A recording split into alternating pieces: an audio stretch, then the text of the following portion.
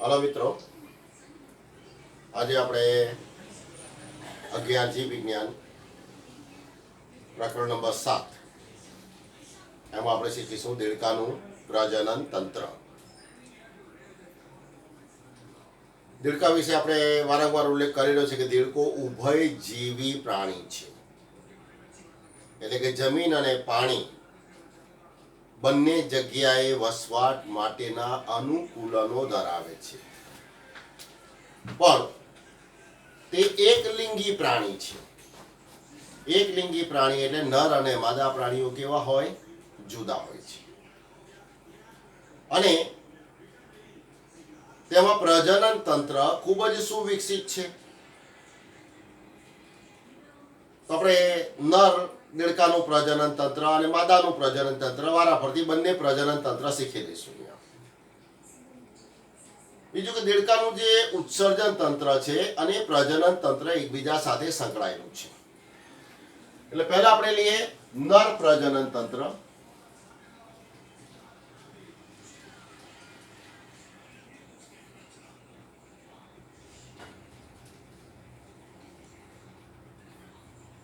તો દેડકાની અંદર મુખ્ય પ્રજનન અંગ તરીકે એક જોડ શુક્રપિંડ આવેલા હોય છે, અને આ શુક્રપિંડ મૂત્રપિંડની વક્ષ સપાટી પર આગળના ભાગમાં એટલે કે વક્ષ અગ્ર બાજુએ અને અંદરની ખાંચાવાળી કિનારી સાથે જોડાયેલા હોય છે. એક જોડ મૂત્રપિંડ છે. મૂત્રપિંડનું સ્થાન આપણે આગળ શીખી ગયા છે. ઉદર ગુહામાં કરોડ સ્તંભની બંને પાર્શ્વ બાજુએ વૃક્કાકાર છે. બહારની કિનારી બહિર્ગોળ, અંદરની કિનારી ખાંચાવાળી છે. તો અંદરની ખાંચાવાળી કિનારી સાથે એક જોડ શુક્રપિંડ એક મૂત્રપિંડ સાથે જોડાયેલા છે, અને આ શુક્રપિંડ બંધ વડે મૂત્રપિંડ સાથે જોડાયેલા હોય છે.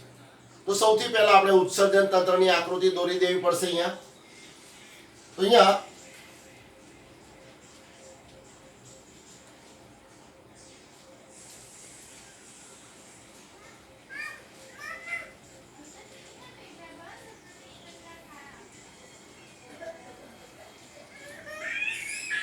આજે આપણે બતાવેલું છે એક જોડ મૂત્રપિંડ, અને મૂત્રપિંડની આ વક્ષ સપાટી, કારણ કે આપણે વિચ્છેદન પૃષ્ઠવંશી પ્રાણીઓમાં વક્ષ બાજુથી કરીએ છીએ, તો વક્ષ સપાટી પર એની અંદર એક ગ્રંથિ ખૂપેલી હોય છે. આ અંતઃસ્રાવી ગ્રંથિ છે અને એનું નામ છે એડ્રિનલ ગ્રંથિ.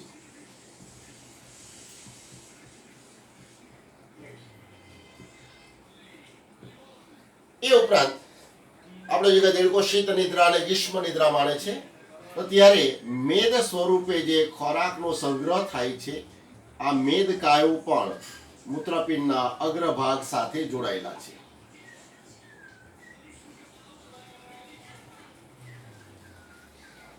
બીજું આપણે જોઈએ મૂત્રપિંડ, એમાં મૂત્ર નિર્માણ થાય છે. તો એની મૂત્રપિંડની પાર્શ્વ બાજુએથી પશ્ચ છેડેથી આ રીતે મૂત્રવાહિનીઓ નીકળે છે. આમાં પણ બતાવી દઈએ આપણે.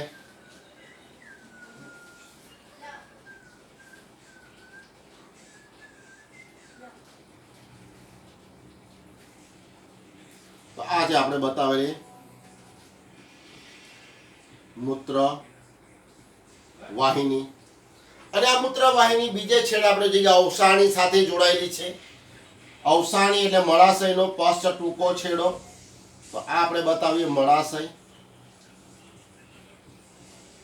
એનો પશ્ચ ટૂંકો છેડો અવસાણી, જેને આપણે એક બાજુથી કાપીને બતાવીએ આ રીતે. અવસાણીને ખુલ્લી કરી નાખીએ આ રીતે.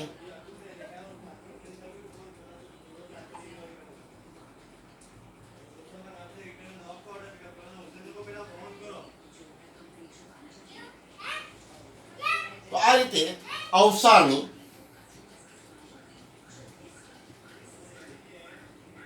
એમાં મૂત્રવાહિની ખુલતી હોય છે, અને મૂત્રવાહિનીના છિદ્રો જોવા મળે છે.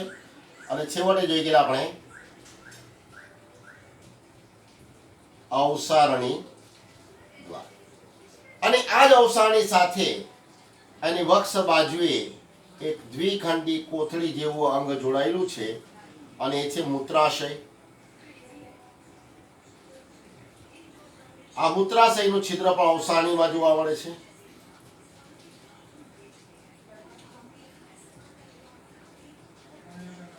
તો આ રીતે આપણે આગળ ઉત્સર્જન તંત્ર શીખી ગયા છીએ. હવે ઉત્સર્જન તંત્ર સાથે પ્રજનન તંત્ર સંકળાયેલું છે. તો આપણે નર દેડકામાં જોઈએ તો એક જોડ મુખ્ય પ્રજનન અંગ તરીકે શુક્રપિંડ આવેલા છે. એક જોડ છે એટલે એક એક મૂત્રપિંડ સાથે એક એક શુક્રપિંડ જોડાયેલા છે શુક્રપિંડ બંધ વડે. આ શુક્રપિંડ કેપ્સ્યુલ આકારના અને પીળાશ પડતા રંગના હોય છે અને મૂત્રપિંડની વક્ષ સપાટી પર આગળ અને આ ખાંચાવાળી કિનારી સાથે જોડાયેલા હોય છે. તો અહીંયા આપણે શુક્રપિંડ આ બાજુ બતાવ્યું તેનું જોડાણ અહીંયા બતાવવાનું, આ બાજુ બતાવ્યું તો અંદર બતાવી શકાય, કોઈ પણ રીતે બતાવી શકાય નહીં. તો અહીંયા દાખલા તરીકે આ કેપ્સ્યુલ આકારના એક જોડ શુક્રપિંડ બતાવી દઈએ આપણે.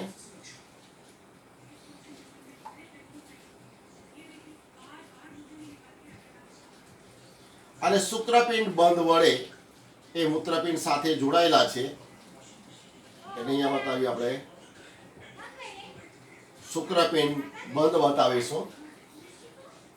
શુક્રપિંડનું જે કાર્ય છે શુક્રકોષોનું નિર્માણ કરવાનું અને એના માટે એમાં અસંખ્ય શુક્રોત્પાદક નલિકાઓ આવેલી હોય છે. તેમાં અસંખ્ય શુક્રોત્પાદક નલિકાઓ આવેલી હોય છે કે જેમાં શુક્રકોષોનું નિર્માણ થાય છે. તો આ નિર્માણ પામેલા શુક્રકોષો એના વહન માટે હવે શુક્રપિંડમાંથી બહાર નીકળતી એકદમ પાતળી દોરી જેવી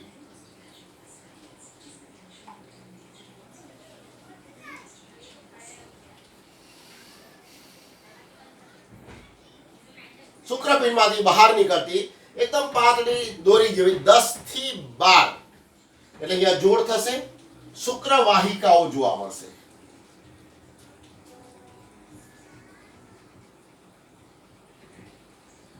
પ્રત્યેક મૂત્રપિંડમાં દાખલ થતી 10 થી 12 એકદમ પાતળી દોરી જેવી શુક્રવાહિકાઓ જોવા મળે. તો શુક્રપિંડમાં નિર્માણ પામેલા શુક્રકોષો હવે શુક્રવાહિકાઓ દ્વારા મૂત્રપિંડમાં દાખલ થશે અને પછી આ મૂત્રવાહિની દ્વારા જ એનું વહન થાય છે. એટલે નર દેડકામાં આ જે મૂત્રવાહિની છે એ મૂત્ર ઉપરાંત પ્રજનન કોષો એટલે કે શુક્રકોષોનું પણ વહન કરે છે. એટલે નરમાં એને મૂત્રજનન વાહિની તરીકે ઓળખવામાં આવે છે. તો આ મૂત્રજનન વાહિની દ્વારા હવે આ શુક્રકોષો વહન પામીને અવસારણીમાં આવે છે. તો અવસારણીમાં ખુલતા આ જે છિદ્રો છે અને આપણે કહીશું મૂત્રજનન વાહિનીના છિદ્રો.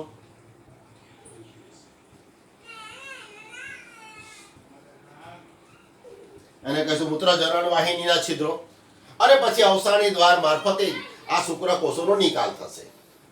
તો અહીંયા પ્રશ્ન થાય છે કે મૂત્રપિંડમાં દાખલ થયેલા શુક્રકોષો મૂત્રપિંડમાં કેવી રીતે વહન પામે છે. તેના માટે નાની આકૃતિ અહીંયા આપણે બતાવી દઈએ.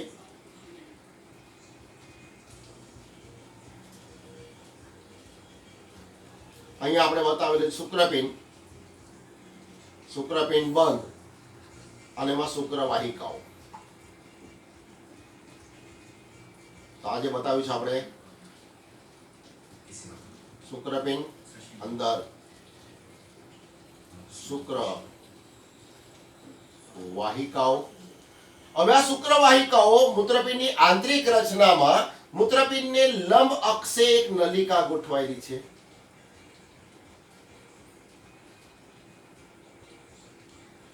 તો આ નલિકા એની સાથે આ શુક્રવાહિકાઓ જોડાયેલી હોય છે. એટલે શુક્રવાહિકાઓ દ્વારા શુક્રકોષ વહન પામીને મૂત્રપિંડની ખાંચાવાળી કિનારી તરફ લંબ અક્ષે ગોઠવાયેલી નલિકામાં આવે છે અને એનું નામ છે બીડરની નાલી. એનું નામ છે બીડરની નાલી. અને એ ઉપરાંત જોઈએ કે મૂત્રપિંડની આ જે બહારની કિનારીથી બહિર્ગોળ કિનારી પર જે મૂત્રજનન વાહિની છે એ આપણે અંદર બતાવી દઈએ અહીંયા.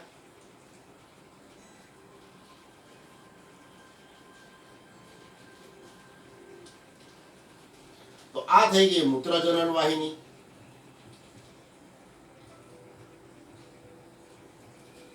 તો મૂત્રપિંડની આંતરિક રચનામાં આ બીડરની નાલી અને મૂત્રજનન વાહિની પાછી અનુપ્રસ્થ નલિકાઓ દ્વારા એકબીજા સાથે જોડાયેલી હોય છે.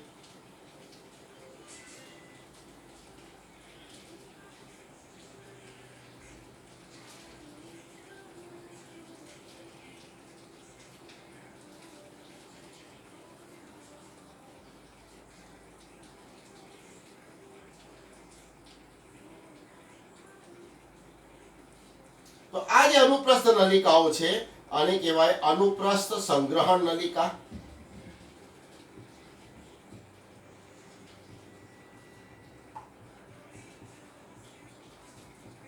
આને કહેવાય અનુપ્રસ્થ સંગ્રહણ નલિકા. તો હવે શુક્રપિંડમાં નિર્માણ પામેલા શુક્રકોષોના વહનનો સાચો માર્ગ કયો થઈ ગયો? તો શુક્રપિંડ, એમાંથી શુક્રવાહિકાઓમાં, ત્યાંથી બીડરની નાલીમાં, એમાંથી અનુપ્રસ્થ સંગ્રહણ નલિકામાં અને ત્યાંથી મૂત્રજનન વાહિની મારફતે વહન પામીને અવસારણીમાં અને છેવટે અવસારણી દ્વાર મારફતે બહાર આવે. તો મૂત્રજનન વાહિની તો શુક્રપિંડમાંથી શુક્રવાહિકાઓ, બીડરની નાલી, અનુપ્રસ્થ સંગ્રહણ નલિકા, મૂત્રજનન વાહિની, એમાંથી અવસારણી અને છેવટે અવસારણી દ્વાર. આ રીતે શુક્રકોષોના વહનનો સાચો માર્ગ ગુજકેટ અને નીટમાં એક માર્કમાં પૂછાય છે. તો અહીંથી લઈને આ જે વહનનો માર્ગ છે ફરી જોઈ લઈએ. શુક્રપિંડમાં શુક્રકોષો નિર્માણ પામે છે. નિર્માણ પામેલા શુક્રકોષોનું વહન શુક્રવાહિકાઓ દ્વારા થાય છે. શુક્રવાહિકાઓ મૂત્રપિંડની આંતરિક રચનામાં બીડરની નાલી સાથે જોડાયેલી છે. એટલે શુક્રવાહિકાઓમાંથી બીડરની નાલીમાં આવશે. બીડરની નાલી અનુપ્રસ્થ સંગ્રહણ નલિકા દ્વારા મૂત્રજનન વાહિની સાથે જોડાયેલી છે. એટલે બીડરની નાલીમાંથી અનુપ્રસ્થ સંગ્રહણ નલિકામાં શુક્રકોષો આવશે અને ત્યાંથી મૂત્રવાહિની દ્વારા વહન પામશે. એટલે જેને આપણે મૂત્રજનન વાહિની તરીકે ઓળખી ગયા અને પછી અવસારણીમાં આવશે અને અવસારણી દ્વાર મારફતે જ એનો નિકાલ થાય છે. તો આ રીતે નર દેડકામાં શુક્રકોષો જે નિર્માણ પામે છે શુક્રપિંડમાં એ મૂત્રપિંડમાંથી જ પસાર થાય છે. એટલે નર દેડકાના પ્રજનન તંત્ર અને ઉત્સર્જન તંત્ર એકબીજા સાથે સંકળાયેલા છે. એટલે એને મૂત્રજનન તંત્ર તરીકે ઓળખવામાં આવે છે. ઉત્સર્જન તંત્ર અને પ્રજનન તંત્ર નર દેડકામાં એકબીજા સાથે સંકળાયેલા છે. એટલે એને શું કહેવાય? મૂત્રજનન તંત્ર. હવે કેટલાક એક માર્કના જે પ્રશ્ન પૂછાય છે જોઈ લઈએ આપણે. તો સૌથી પહેલા તો આપણે જોઈ ગયા કે નર દેડકાની મૂત્રવાહિનીને મૂત્રજનન વાહિની કહે છે. તો વિધાન સાચું. અને એનું સાચું કારણ કે મૂત્રવાહિની દ્વારા જ મૂત્ર અને શુક્રકોષો એટલે કે પ્રજનન કોષો બંનેનું વહન થાય છે. માદામાં આવું થતું નથી. એટલે નર દેડકાની મૂત્રવાહિની મૂત્રજનન વાહિની તરીકે ઓળખાય છે. વિધાન પૂછાય તો વિધાન સાચું ગણાશે. અને એનું સાચું કારણ મૂત્રવાહિની દ્વારા જ મૂત્ર અને શુક્રકોષો એટલે કે જનનકોષો બંનેનું વહન થાય છે. બીજો પ્રશ્ન આવે છે શુક્રવાહિકાઓ મૂત્રપિંડની આંતરિક રચનામાં શામાં ખુલે છે? તો બીડરની નાલીમાં. પછી સંગ્રહણ નલિકાનો ઉલ્લેખ આપણી ચોપડીમાં કરેલો નથી, પણ આ જે બીડરની નાલી અને મૂત્રજનન વાહિની અનુપ્રસ્થ રીતે ગોઠવાયેલી નલિકાઓ દ્વારા એકબીજાના સંપર્કમાં હોય એટલે એને અનુપ્રસ્થ સંગ્રહણ નલિકા તરીકે ઓળખવામાં આવે છે. ત્યાર પછી પ્રશ્ન પૂછાય કે નર દેડકામાં અવસારણીમાં કેટલા છિદ્રો જોવા મળે છે? તો નર દેડકામાં અવસારણીમાં આપણે જોઈએ તો એક મૂત્રાશયનું છિદ્ર છે અને બે મૂત્રજનન વાહિનીના છિદ્રો છે. એટલે કુલ છિદ્ર કેટલા થઈ ગયા? 3. નર દેડકામાં અવસારણીમાં કેટલા છિદ્રો જોવા મળે? તો 3. કયા? તો 2 મૂત્રજનન વાહિનીના છિદ્રો અને 1 મૂત્રાશયનું છિદ્ર. તો આ થઈ ગયું નર દેડકાનું પ્રજનન તંત્ર. હવે આપણે લઈએ માદા પ્રજનન તંત્ર.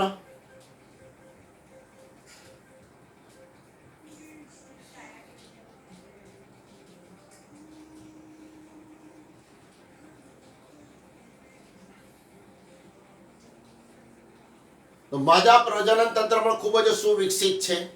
એમાં પણ પહેલા ઉત્સર્જન તંત્રની આકૃતિ તો આપણે દોરી જ દેવી પડશે.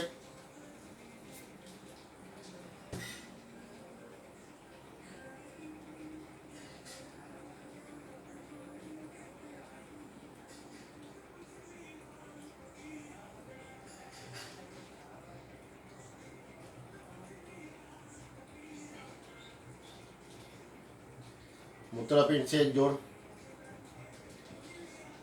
એના પર ગોઠવાયેલી છે એડ્રિનલ ગ્રંથિ.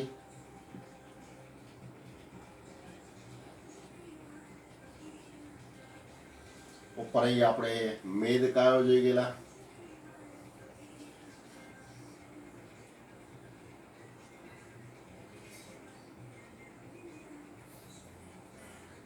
પાઉસ કરી બેટા.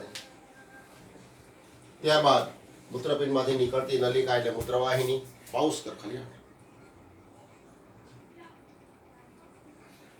તો મૂત્રપિંડ જોઈ ગયા, એડ્રિનલ ગ્રંથિ થઈ ગઈ, મેદકાય થઈ ગયા.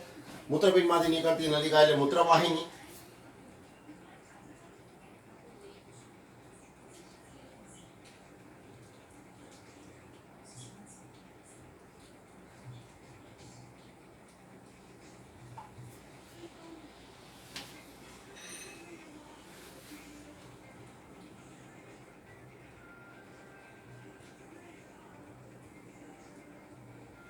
આપણે કહીશું મૂત્રવાહિની. મૂત્રવાહિની અવસાણીમાં ખુલે છે.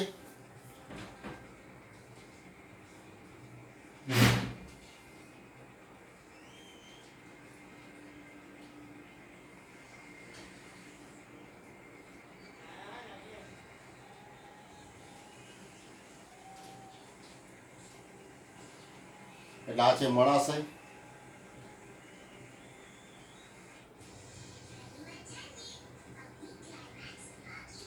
અવસારણી, મૂત્રવાહિનીના છિદ્રો. અહીંયા એની સાથે મૂત્રાશય પણ જોડાયેલું છે.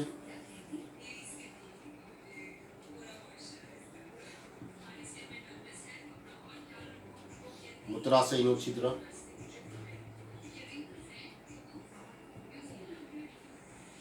અને અવસારણી દ્વાર.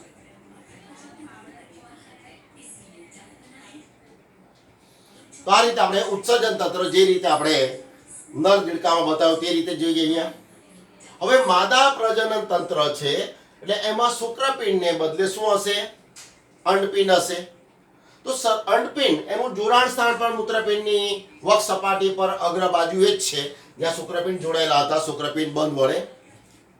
અંડપિંડનું કદ શરૂઆતમાં નાનું હોય અને પીળાશ પડતા રંગના હોય છે, પણ પ્રજનન ઋતુમાં અંડપિંડનું કદ ખૂબ વધી જાય છે અને એ લગભગ વક્ષ સપાટી પરથી મૂત્રપિંડને ઢાંકી દે છે. તો અહીંયા એનું જોડાણ સ્થાન બતાવીએ અને પ્રજનન ઋતુમાં એનું કદ ખૂબ વધી જાય છે એટલે અંડપિંડને એ લગભગ વક્ષ સપાટી પરથી ઢાંકી દે છે.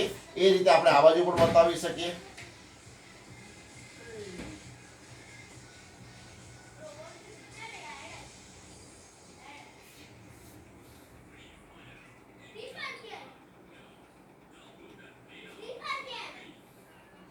તો અંડપિંડ આજે બતાવીશું આપણે. પ્રજનન ઋતુમાં એનું કદ ખૂબ વધી જાય છે અને મૂત્રપિંડને વક્ષ સપાટી પરથી મોટે ભાગે ઢાંકી દે છે અને ઘણી બધી સંખ્યામાં એમાં અંડકોષો ઉત્પન્ન થયેલા જોવા મળશે.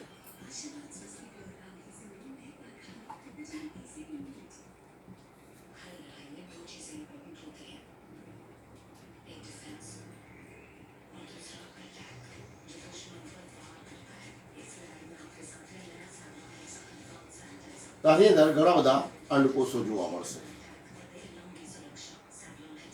અને એવું માનવામાં આવે છે કે એક પુખ્ત માદા લગભગ 2500 થી 3000 જેટલા અંડકોષો એક ઋતુમાં મુક્ત કરે છે.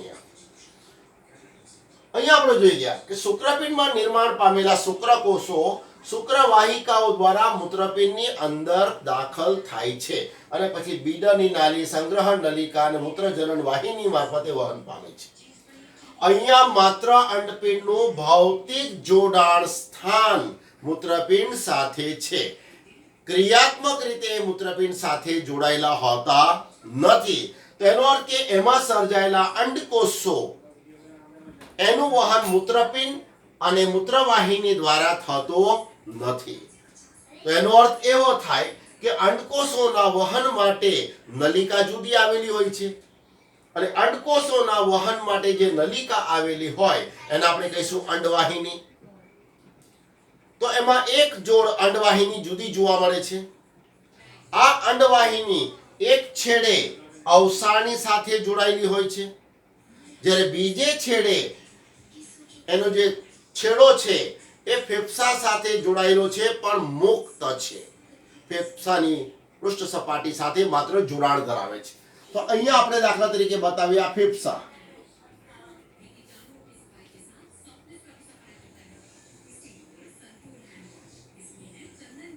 તો ફેફસા સાથે આ અંડવાહિનીનો જો છેડો છે જે જોડાયેલો છે એ ખુલ્લો અને ગરણી આકારનો છે.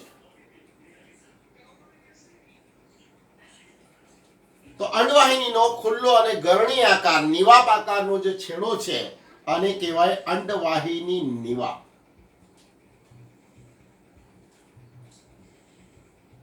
આને કહેવાય અંડવાહિની નિવાપ. ત્યારબાદ અંડવાહિની ખૂબ જ ગૂંચળાકારે છે અને મૂત્રપિંડની પાર્શ્વ બાજુએથી પસાર થાય છે. જોઈ શકીએ અહીંયા આપણે.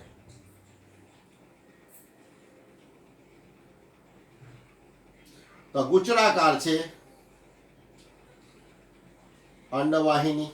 એ રીતે આપણે અહીંયા પણ બતાવી શકીએ. મૂત્રપિંડની પાર્શ્વ બાજુએથી પસાર થાય છે.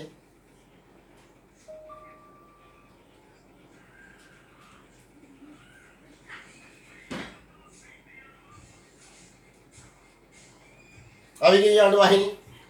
અને બીજે છેડે આ જે અંડવાહિની છે અવસાની સાથે જોડાયેલી છે. તો અવસાની સાથે જોડાયેલો એનો જે છેડો છે એ સહેજ ફૂલેલો હોય છે અને પછી એ અવસાનીમાં ખુલે છે. એ જ રીતે અહીંયા પણ આપણે જોઈ શકીએ.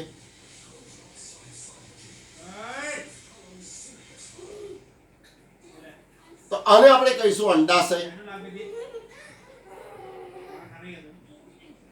તો આ રીતે અંડવાહિની 3 ભાગમાં વહેંચાઈ ગઈ. ફેફસા સાથે જોડાયેલો અને ખુલ્લો અને મુક્ત છેડો જેને અંડવાહિની નિવાપ તરીકે ઓળખીશું. ત્યારબાદ ગૂંચળાકારે અંડવાહિની મૂત્રપિંડની પાર્શ્વ બાજુએથી પસાર થાય અને અવસાની સુધી લંબાયેલી છે. અને અવસાની સાથે જોડાયેલો જે છેડો છે એ સહેજ પાતળી દિવાલ વાળો ફૂલેલો હોય છે. તો અહીંયા પ્રશ્ન એ થાય છે કે અંડપિંડમાં સર્જાયેલા અંડકોષો અંડવાહિનીમાં કઈ રીતે આવે? અંડવાહિની અને અંડપિંડ એની વચ્ચે જોડાણ નથી. તો જ્યારે આ અંડપિંડ પરિપક્વ બને ત્યારે એની દિવાલ ફાટી જાય અને એની દિવાલ ફાટી જવાને કારણે આ જે અંડકોષો છે એ બધા દેહકોષ્ઠમાં મુક્ત થઈ જાય. અંડકોષો ક્યાં મુક્ત થઈ જાય? દેહકોષ્ઠમાં મુક્ત થઈ જાય. અને આ દેહકોષ્ઠમાં મુક્ત થયેલા અંડકોષો દેહકોષ્ઠ જળમાં તરતા તરતા ઉપરની તરફ ધકેલાય અને પછી આ અંડકોષો અંડવાહિની નિવાપ દ્વારા ઝીલાય છે. તો આ રીતે અંડકોષ અહીંયા આવે પછી અંડવાહિની નિવાપ દ્વારા ઝીલાય અને અંડવાહિનીની દિવાલના સંકોચનોને કારણે ધીમે ધીમે એ અંડાશય તરફ ખસતા જાય અને છેવટે અંડાશયમાં આવીને આ બધા અંડકોષોનો સંગ્રહ થાય છે.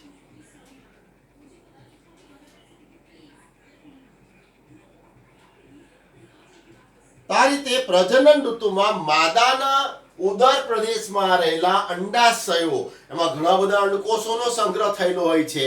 એટલે આપણે લિંગ ભેદમાં જોઈ ગયા કે પ્રજનન ઋતુમાં માદાનો ઉદર પ્રદેશ વધુ ફૂલેલો અને પહોળો હોય છે. કારણ ખ્યાલ આવી ગઈ અહીંયા. અને હવે આ અંડવાહિની છિદ્રો મારફતે ખુલે છે અવસાનીમાં. એટલે આ જે છિદ્રો છે અંડવાહિનીના છિદ્રો. એટલે અહીંયા આપણે જોઈ શકીએ કે માદાની અંદર મૂત્રવાહિની દ્વારા અંડકોષોનું વહન થતું નથી. એટલે માદામાં એ મૂત્રવાહિની તરીકે ઓળખાય છે. અંડવાહિની 3 ભાગમાં વહેંચાઈ ગઈ. ફેફસા સાથે જોડાયેલો મુક્ત છેડો અંડવાહિની નિવાપ, પછી અંડવાહિની અને અંડાશય. તો હવે માદાની અંદર નરમાં જોઈ ગયા અવસાનીમાં 3 છિદ્રો હતા. 2 મૂત્ર જનન વાહિનીના છિદ્રો, 1 મૂત્રાશયનું. તો માદામાં કેટલા છિદ્રો થઈ ગયા? તો માદામાં જોઈએ મૂત્રવાહિનીના 2 છિદ્રો, અંડવાહિનીના 2 છિદ્રો અને એક મૂત્રાશયનું છિદ્ર. એટલે માદામાં અવસાનીમાં કેટલા છિદ્રો જોવા મળે? તો 5.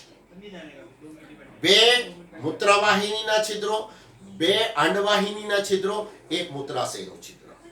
અને એ પ્રશ્ન જરાક ફેરવીને પૂછી નાખે કે નરમાં અવસાનીમાં 3 છિદ્રો જોવા મળે છે જ્યારે માદામાં 5. તો નરમાં 3 છિદ્રો શા માટે જોવા મળે છે? તો નરમાં મૂત્રવાહિની દ્વારા જ શુક્રકોષોનું પણ વહન થાય છે, એના માટે જુદી નલિકા હોતી નથી. જ્યારે માદામાં મૂત્રવાહિની દ્વારા અંડકોષનું વહન થતું નથી, એના માટે અંડવાહિની જુદી આવેલી હોય છે, એક જોડ, એટલે એના પર છિદ્રો જોવા મળે. એટલે નરમાં અવસાનીમાં 3 છિદ્રો જોવા મળે, માદામાં 5 છિદ્રો. હવે દેડકો એકલિંગી પ્રાણી છે. આ રીતે નરમાં શુક્રકોષો સર્જાય, માદામાં અંડકોષો સર્જાય, પણ એમાં ફલનની ક્રિયા શરીરની બહાર પાણીના માધ્યમમાં થાય છે. એટલે નર અને માદા આપણે લિંગ ભેદમાં જોઈ ગયા છે કે નર દેડકો ચોમાસામાં પાકા લીંબુ જેવો ચળકતો પીળો રંગ ધારણ કરે છે. નરમાં સૌથી અંદરની આંગળીના તલસ્થ ભાગમાં મૈથુન ગાદી જોવા મળે છે. તો ચોમાસામાં પ્રજનન ઋતુમાં નર દેડકો માદાની પીઠ ઉપર બેસે છે. મૈથુન ગાદીની મદદથી એના ઉદર પ્રદેશને જકડી રાખી અંડકોષનો ત્યાગ કરવા માટે ઉત્તેજિત કરે છે. અને આ જોડકું પાણીના માધ્યમની આસપાસ ફરતું હોય છે. જ્યારે માદા ઉત્તેજિત થઈને આ અંડકોષ અંડાશયમાં સંગ્રહાયેલા છે, અવસાની દ્વાર મારફતે પાણીમાં એનો ત્યાગ કરે છે, બરાબર તે જ સમયે એની પીઠ પર બેઠેલો નર દેડકો પણ શુક્રકોષનો ત્યાગ પાણીમાં કરે છે. એટલે ફલનની ક્રિયા પાણીના માધ્યમમાં થાય છે. એમાં ગર્ભ વિકાસને અંતે જે નવજાત શિશુનો જન્મ થાય છે એનું સ્વરૂપ દેડકા જેવું હોતું નથી, એ માછલી જેવું દેખાય છે. અને પછી વિવિધ તબક્કાઓમાંથી પસાર થઈને છેવટે એ પુખ્ત દેડકા જેવું સ્વરૂપ ધારણ કરે છે. એટલે આપણે એમ કહીશું કે દેડકો રૂપાંતરણ દર્શાવે છે.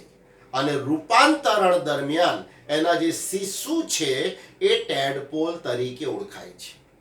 અને ટેડપોલ એ માત્ર જલીય જીવન માટેના અનુકૂલન ધરાવે છે, જ્યારે પુખ્ત દેડકો સ્થળ એટલે કે જમીન અને પાણી બંને જગ્યાએ વસવાટ માટેના અનુકૂલનો ધરાવે છે. તો આ રીતે દેડકામાં ફલનની ક્રિયા ક્યાં થાય છે? તો શરીરની બહાર, એટલે બાહ્ય ફલન થાય છે. અને ગર્ભનો વિકાસ પણ શરીરની બહાર પાણીના માધ્યમમાં જ થાય છે. એટલે દેડકામાં બાહ્ય ફલન અને બાહ્ય ગર્ભ વિકાસ જોવા મળે છે. એના અંડકોષમાં જલ્દી દ્રવ્યનો જથ્થો પૂરતો હોતો નથી, એટલે અપૂર્ણ વિકસિત ડીમ ઈંડામાંથી બહાર આવે છે, જેને આપણે ટેડપોલ તરીકે ઓળખી ગયા. અને પછી વાતાવરણમાંથી પોષણ મેળવી બાકીના તબક્કા પૂરા કરે અને છેવટે પુખ્ત દેડકામાં ફેરવાય છે. આ થઈ ગયું દેડકાનું પ્રજનન તંત્ર. Thank you all. અને સ્ટોપ કરી દઈશ.